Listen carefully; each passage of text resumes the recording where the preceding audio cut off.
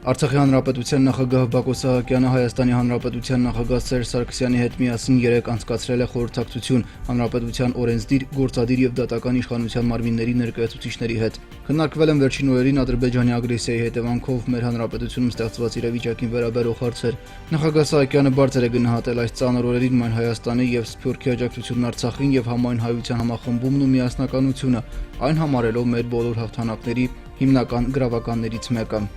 Հայկական զույգ հանրապետությունների նախագահները ապրիլի 19-ին եւ 20-ին այցելել են ԼՂՀ հյուսիսարևելյան եւ հարավային հատվածներում տեղակայված մի շարք զորամասեր եւ անցկացրել խորհրդակցություն հրամանատարական կազմի հետ։ Քննարկվել են տիրող իրավիճակին եւ զինվորների ծառայության ընթացքին վերաբերող մի շարք հարցեր։ Նախագահներին ուղեկցում էին երկու հայկական հանրապետությունների պաշտպանության նախարարներ, բարձրագույն հրամկազմի ներկայացուցիչներ։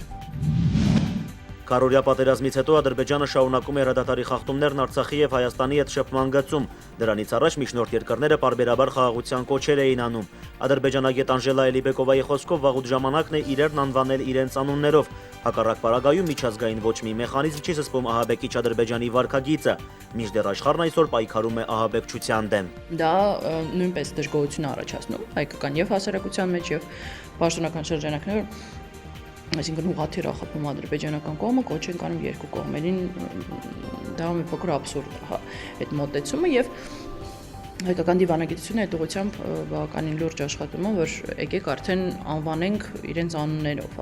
եւ ագրեսորին իրական եւ հրադադարը խախտողին։ Ադրբեջանագետի համոզմամբ կողմերի միջև հավասարության նշան դնելով միջազգային հանրությունը հասցեական գնահատական չի տալիս հրադադարը խախտողներին ու պատերազմ սանձազերծողներին, իսկ սա չի բացառում, որ բախումները շարունակվելու են։ Ըստ Էլիբեկովայի ԵԱԿ Մինսկի խմբի խաղաղության կոչն ուղղված էր երկու կողմերին նաև այն դեպքում, երբ Ադրբեջանը հրադադարը խախտել էր դիտարկման ժամանակ։ Այն տորինգների որակին իհարկե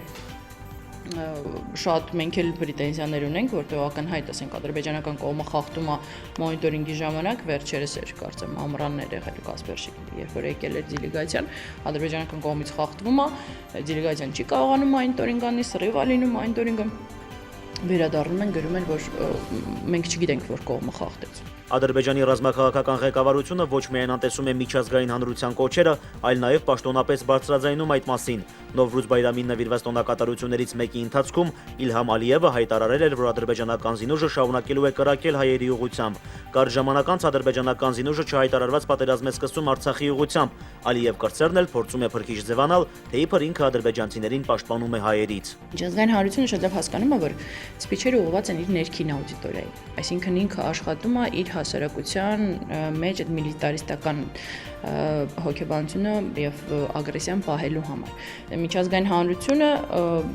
գիտակցում եւ հասկանում է, որ դա իրանց չուղված, դա մեզ չուղված, դա առաջի հերթին ուղված է ինքը իր հասարակության մեջ իր հարցերը լուծելու համար։ Այդ օրինակ ռազմատենչ հայտարարությունները ներքին սպառման համար են նկատում է ադրբեջանագետը։ Ադրբեջանն առաջնագծում հրադադարը խախտում է հիմնականում, երբ հանգում է ապրում նավթի միջազգային գինը կամ էլ երբ տնտեսական անհաջողություններ են ունենում, եւ որ հասարակությունը պետք է իր բողոքի ձայնը բարձրացնի։ Իրանք համ ինչ որ դեպքերի առիթով են սրում, պարբերաբար տեղ ունեցող, համ ստաբիլ, այսինքն դա Բաքվի ջարդերի օրերին ալինում, Սումգայիթի օրերին, Աղդամի դեպքերի օրերին,